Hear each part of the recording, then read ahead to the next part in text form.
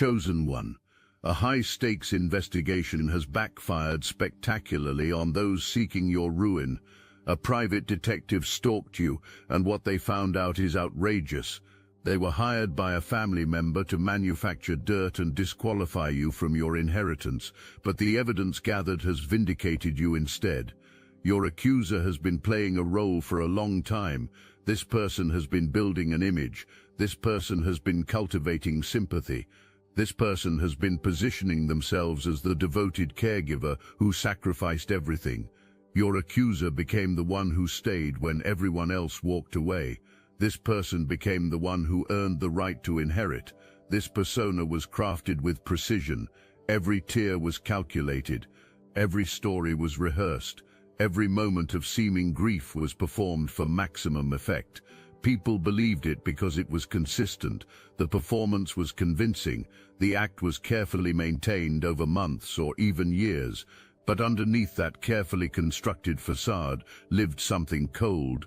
Something willing to do whatever it takes existed beneath the surface. Someone saw an opportunity and decided to seize it. Someone got close to a person with assets not out of love, but out of access. Someone became indispensable, not to help, but to control. And once access was secured, once trust was established, once dependency was created, the plan went into motion.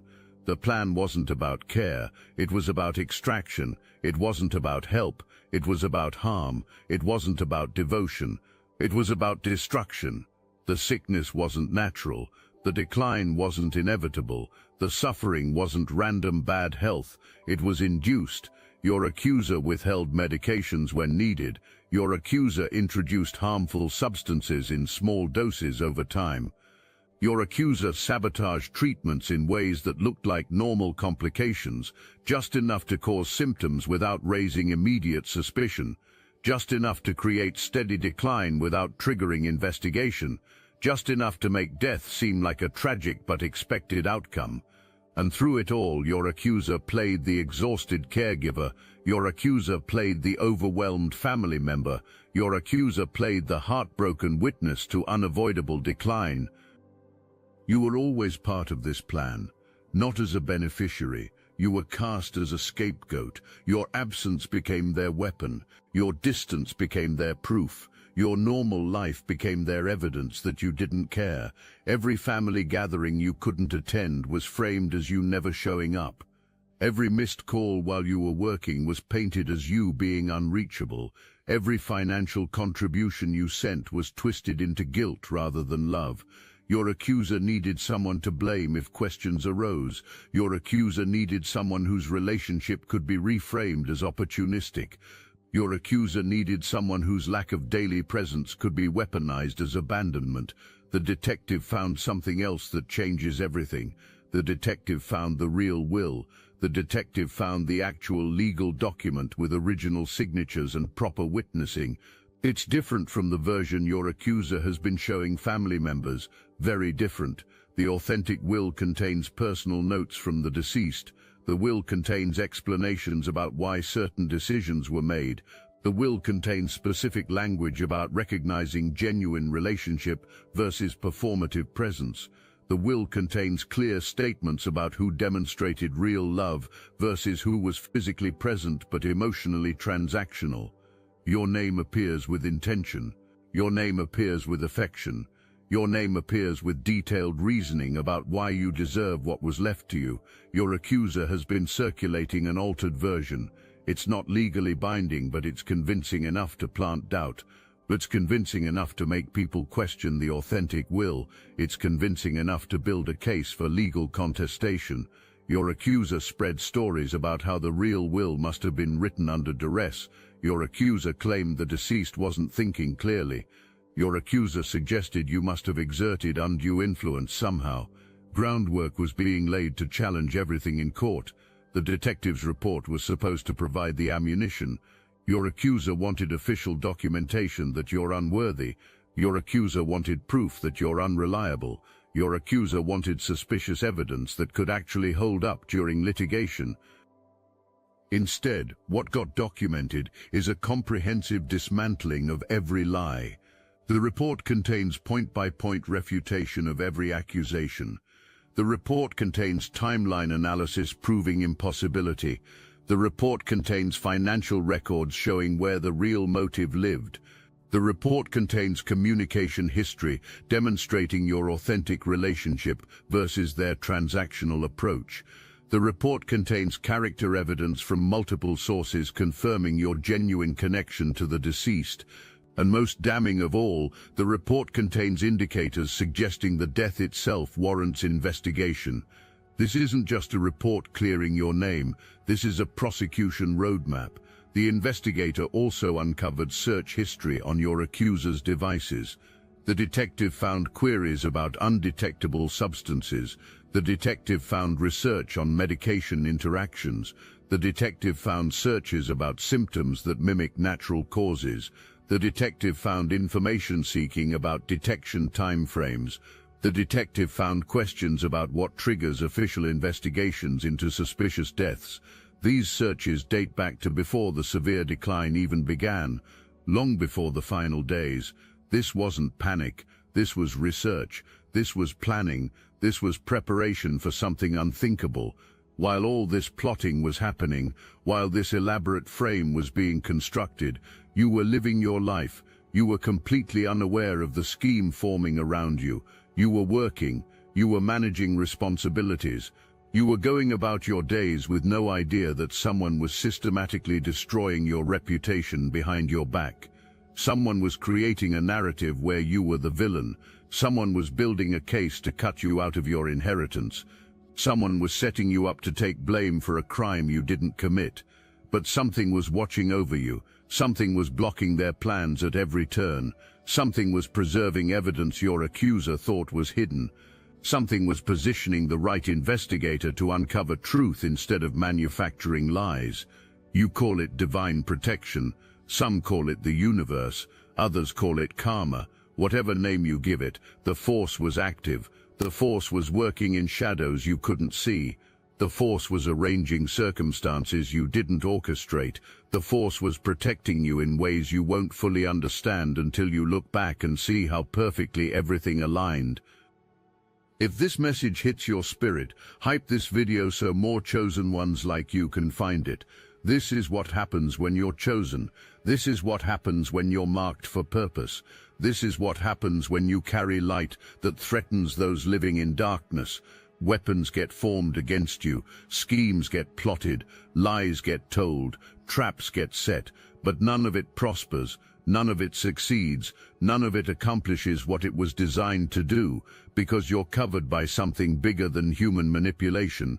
You're protected by forces that turn evil intentions back on those who sent them. You're shielded by cosmic justice that makes sure innocence doesn't get punished for crimes committed by the guilty. You might have felt something recently. You might have experienced a strange sense of calm you couldn't quite explain. You might have felt peace in a situation that should be creating anxiety. You might have felt confidence about an outcome you have no logical reason to be confident about. That feeling wasn't wishful thinking. That was your spirit recognizing what was happening in realms you can't see with physical eyes. That was your intuition picking up on the shift. That was your soul understanding that protection is active and justice is in motion. Trust that feeling. It's confirmation that you're exactly where you need to be. This investigator isn't some noble truth seeker. Personal secrets exist, shady dealings in the past, vulnerabilities that can be exploited. Your accuser didn't hire this person randomly. Research was done. Someone was found who could be controlled, someone with leverage points, someone who couldn't afford to make powerful enemies or attract official attention. Blackmail was part of the arrangement from the beginning. Do the job, deliver the desired results, or face exposure of past misdeeds. License revocation, business shutdown, possibly worse consequences. So this detective has been trapped between terrible options: falsify evidence against an innocent person and become an accessory to murder, live with that weight forever while keeping personal secrets safe, or tell the truth and face consequences for past actions. lose everything built on questionable foundations, potentially end up in legal trouble. Neither path is clean, neither choice is easy. Hours have been spent in that car trying to calculate which option leads to less destruction. But something shifted recently. Your accuser got desperate. Phone calls became too frequent. Questions became too specific. Pressure intensified for particular results. And in that desperation, too much got revealed. Confirmation came that this isn't about family disputes or protecting legacies.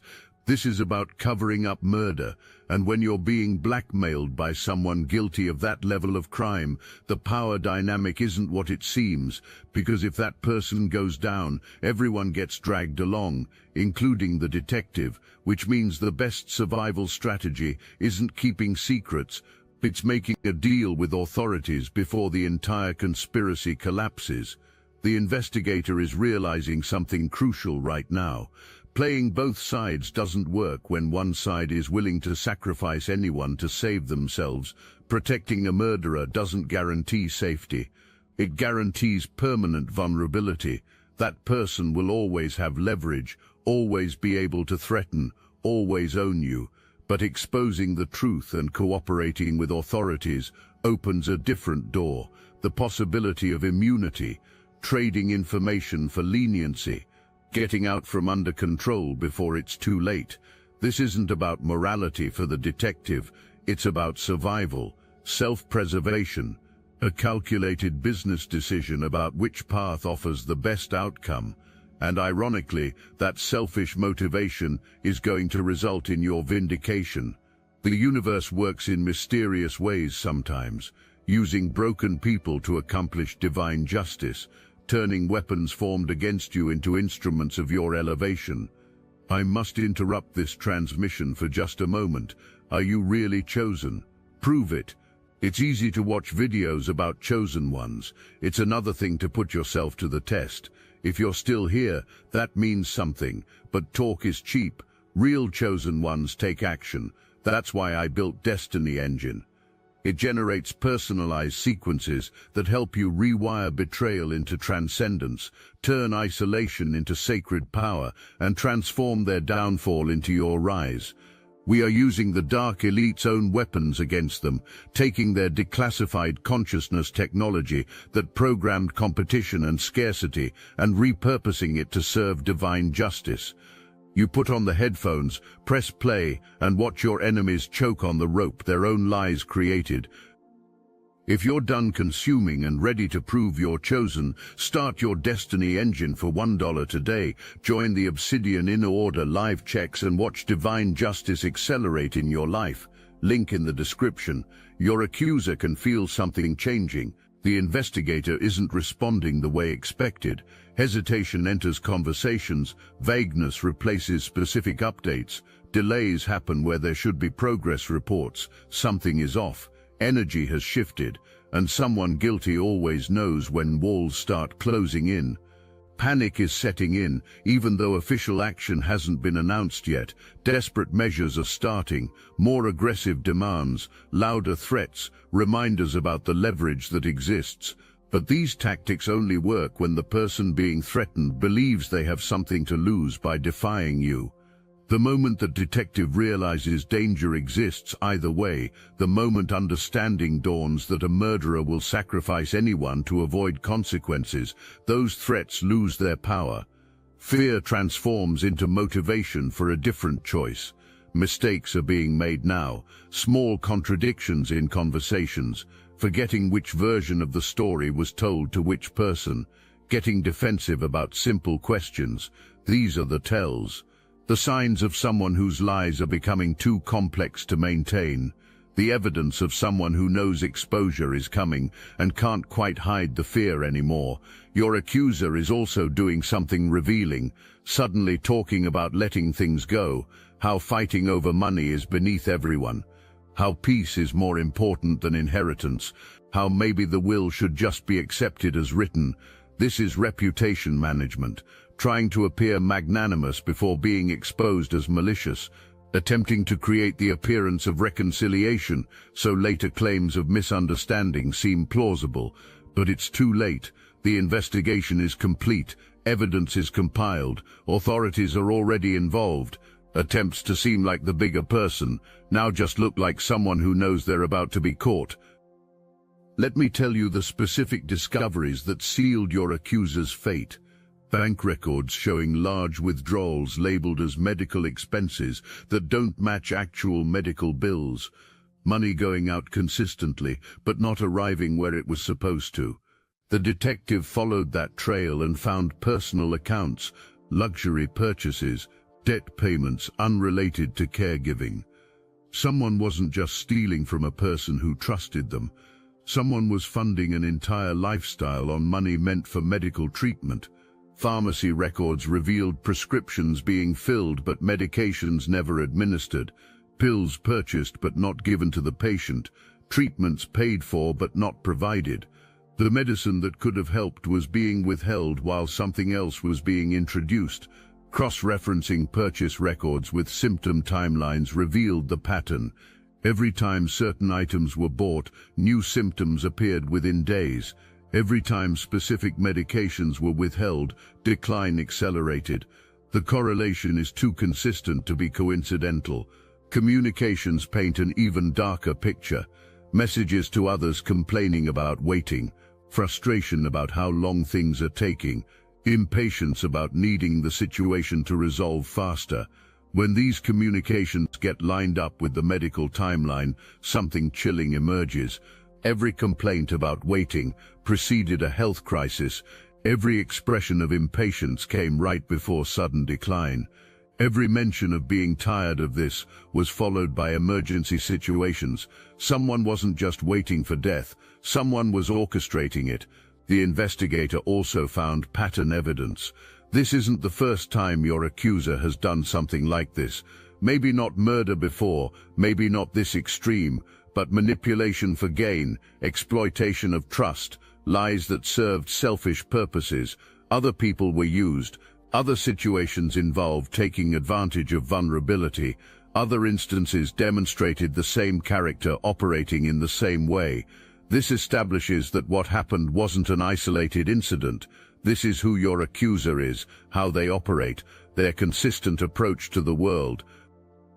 Right now, authorities are starting their process quietly. No public announcements, no dramatic arrests, just careful evidence gathering, additional witness interviews, building an airtight case. And during this phase, your accuser is going to feel pressure without knowing exactly where it's coming from. Questions will be asked, records will be requested, people will be contacted, and each step will increase the anxiety. Each inquiry will confirm fears.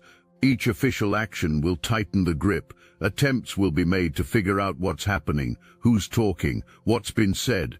Confrontations might occur, accusations of betrayal might fly, drama might be created to distract from the real issue. This is what guilty people do when cornered, lashing out, deflecting, creating chaos, hoping it will obscure truth. But investigators don't get distracted by theatrics. Evidence gets followed, and evidence leads one direction, straight to guilt. During this time, you need to do something that might feel counterintuitive. Stay out of it. Don't insert yourself into the investigation. Don't try to help unless specifically asked by authorities.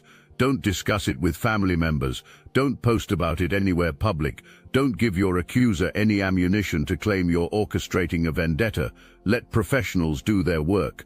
Let evidence speak for itself. Let truth unfold without your fingerprints on the process. Your vindication will be more powerful when it's clear you didn't have to fight for it, when it's obvious that justice found you rather than you chasing justice. Other people are starting to notice inconsistencies too, not because anyone told them, but because lies eventually contradict themselves. Your accuser has been telling the same stories for so long that variations are creeping in. Details change between tellings, timelines shift, facts get confused. People who've heard multiple versions are starting to compare notes. Questions are arising, wondering why the story keeps morphing if it's based in truth. This is the beginning of social collapse. Before legal consequences arrive, social ones come first. Before freedom gets lost, credibility evaporates. What's about to happen isn't going to be quiet or private. Your vindication won't be a subtle acknowledgement that maybe people were wrong about you. It's going to be complete, public, undeniable. The same people who whispered about you will be talking about what really happened. Public, the same family members who took the other side will be apologizing. The same community that questioned your character will understand you were targeted by something evil. Your name doesn't just get cleared, it gets elevated. Because surviving an attack like this, walking through false accusations like this, emerging victorious from a conspiracy like this, that doesn't make you look weak, it makes you look protected, it makes you look chosen, it makes you look like someone the universe refuses to let fall. People will see what you survived and recognize something beyond luck. Something beyond coincidence, something that proves you carry favor. Your accuser will lose everything, not just the inheritance, not just property or money, everything. Freedom when arrested, reputation when truth spreads, relationships when people realize they've been manipulated, future when convicted, peace when left alone with what was done. Someone killed for gain and ended up with total loss, schemed for wealth and ended up with poverty, manipulated for power and ended up powerless. That's not you being vindictive, that's consequences, that's justice, that's the universe restoring balance. But let's talk about what happens to you after the dust settles, after investigation concludes, after trial ends, after sentencing occurs, after inheritance is secured. After your name is cleared beyond any doubt, you don't just return to normal life as if nothing happened. You step into a completely different level of existence because you've been tested in fire and emerged as gold, attacked by darkness and remained light, lied about and proven truthful, targeted for destruction and ended up elevated. The inheritance you receive is going to be bigger than money. Yes, you're getting what was left to you. Yes, you're receiving the property and assets and financial legacy, but you're also receiving authority, credibility, a testimony, a story of protection and vindication that will open doors you never knew existed. People will see what you survived and want to know how. They'll hear about what was done to you and ask what kept you standing. They'll witness your vindication and recognize something divine at work. This attack wasn't random. This scheme wasn't just about someone else's greed. This was a setup that forced you to discover your own strength, a trial that revealed your protection, a battle that proved your purpose. You didn't ask for it. You didn't deserve it. You did nothing to warrant being targeted like this, but you were chosen for it, because not everyone can walk through fire without burning. Not everyone can face false accusations without breaking. Not everyone can watch enemies plot and still sleep peacefully, but you can. Because you're built differently, covered differently, destined for different outcomes. Now you carry something precious, knowledge that you're protected even when you don't know you're under attack. Confidence that truth will always surface, no matter how deeply buried. Certainty that what's meant for you will reach you, despite every obstacle placed in the way. Proof that enemies defeat themselves when they come against someone chosen. You don't have to live in fear anymore. You don't have to worry about schemes. You don't have to defend yourself against lies. Because you've seen how it ends, you've watched it play out, you've experienced vindication, and you know without doubt that the universe has your back. What was left to you represents more than financial value. It represents recognition, validation, proof that someone saw your worth, even when others didn't, proof that your relationship mattered, proof that love and presence aren't measured by physical proximity alone. Your accuser wanted to take that from you, not just the assets, but the meaning behind them, the message that you were valued, the acknowledgement that you mattered, the confirmation that you deserved to be remembered. But none of that could be stolen. That validation can't be erased. That recognition can't be rewritten. That love can't be corrupted. And when you receive what was meant for you, it won't feel like winning a fight. It will feel like receiving a gift that was always yours, a message from beyond saying you were seen, you were loved, you were valued. You might feel something unexpected when watching your accuser's downfall unfold. Not satisfaction exactly, maybe sadness, maybe pity, maybe exhaustion at how far someone was willing to go for things that don't ultimately matter. Looking at their destruction might bring a sense of wasted potential, the tragedy of someone who had opportunities and chose corruption, the sadness of watching someone destroy themselves for temporary gain. That feeling is okay. That's your humanity. That's your heart being bigger than their actions deserved. Don't mistake that compassion for weakness. You can acknowledge someone's humanity while accepting that consequences must be faced, but don't let compassion create doubt about what needs to happen. Justice isn't cruelty. Consequences aren't revenge. Accountability isn't persecution. What's coming for your accuser is the natural result of choices made. Harm was chosen, theft was chosen, lies were chosen, framing an innocent person was chosen. Now experiencing what happens when those choices catch up. You didn't cause this, you didn't orchestrate this, you didn't manipulate this, you were simply protected from it. And there's a massive difference between being protected from harm and causing harm to others. That detective in the car made their choice. Evidence was handed over. Investigation began. Your accuser faced exposure, and you're walking into everything that's been prepared for you. But the real power isn't in watching your enemy fall. The real power is recognizing that you never needed them to fall for you to rise. You were always going to receive your inheritance. You were always going to be vindicated. You were always going to walk in your purpose. Their scheme didn't determine your outcome. It only revealed your protection. So carry yourself like someone who already won, because you did. The moment someone decided to come against you, that person sealed their own fate. The moment that detective got hired, the witness who would expose everything got positioned. The moment you got framed, the case against the real criminal got built. Every move made to destroy you became a move that destroyed them instead, and you didn't have to lift a finger. You didn't have to fight back. You didn't have to defend yourself. You just had to keep living, keep walking, keep trusting, and let the universe handle the rest. The grave that was dug for you, your accuser is standing in it now.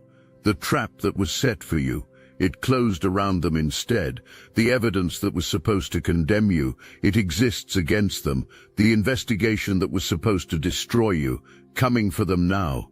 The detective that was hired to frame you, working to expose them now.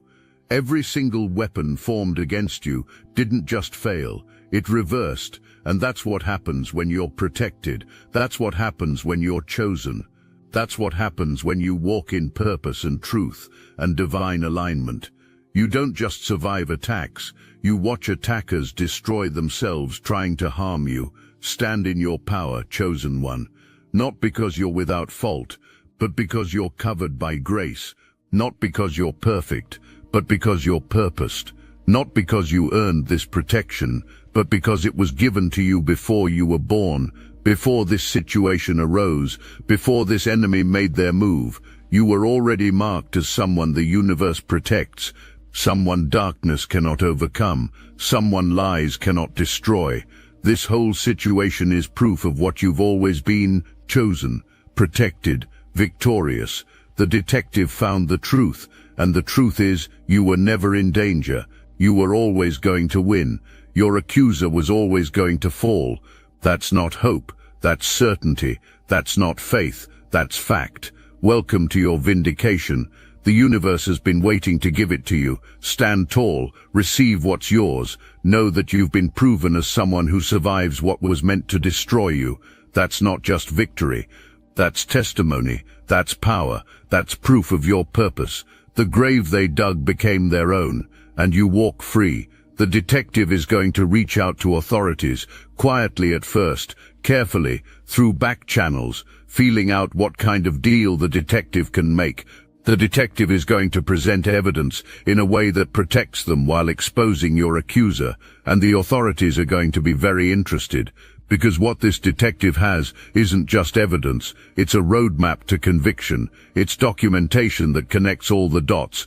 It's proof that turns suspicion into certainty. Your accuser is going to sense something's wrong before anything official happens. Your accuser is going to feel the energy shift. Your accuser is going to feel the walls closing in.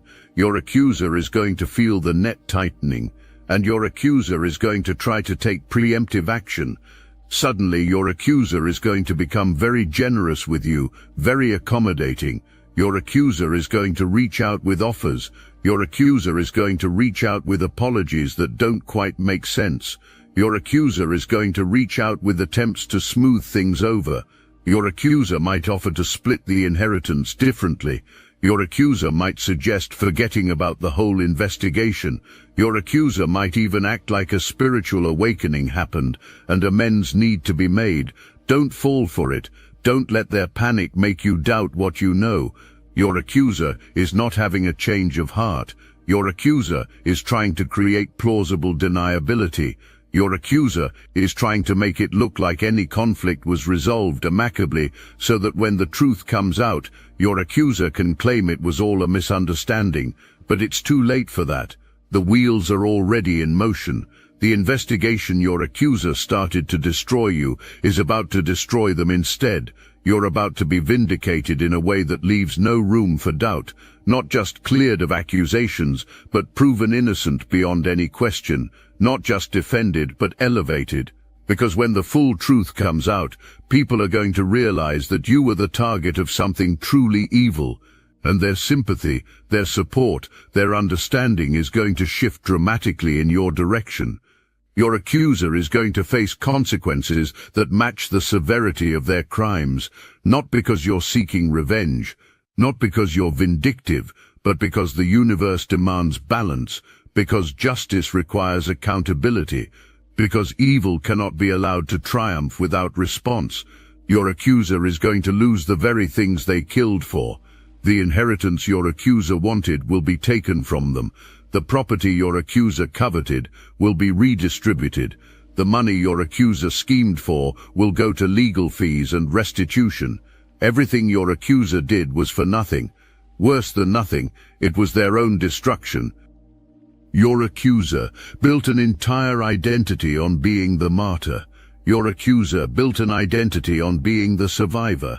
Your accuser built an identity on being the one who endured, and all of that is about to be revealed as performance. All of that will be revealed as manipulation. All of that will be revealed as a mask hiding a murderer. People are going to look back on every tear your accuser cried and wonder if it was real. People will look at every story your accuser told and question if it was true. People will examine every moment of seeming grief and recognize it as guilt wearing a disguise. The same people who believed your accuser are going to feel betrayed. The same people who supported your accuser are going to feel used. The same people who defended your accuser are going to feel foolish, and the reversal is going to be total. The reversal will be complete. The reversal will be absolute. Your accuser won't just lose credibility. Your accuser will lose freedom. Your accuser won't just face judgment. Your accuser will face imprisonment. Your accuser won't just be exposed. Your accuser will be made an example of, and your accuser is going to have to live with what was done. Your accuser is going to have to face themselves in the mirror, knowing they murdered someone they claim to love. Your accuser is going to have to carry that weight for the rest of their lives. Prison or not, your accuser is already sentenced to a hell of their own making. Because when you take a life for material gain, when you betray someone who trusted you, when you try to destroy an innocent person to cover your tracks, you create a spiritual debt that can never be fully repaid. You're going to walk through this fire without even the smell of smoke on your clothes. You're going to emerge from this attack stronger, wiser, and more blessed than before, because that's what happens when you're protected by divine purpose. The same storms that destroy others establish you. The same trials that break others build you. The same attacks that defeat others elevate you. This situation is temporary. The accusations will fade, the investigation will conclude, the truth will be established, but your calling is permanent, your purpose is eternal, your worth is unshakable. Your accuser tried to reduce you to a conflict, your accuser tried to reduce you to a court case, your accuser tried to reduce you to a family drama.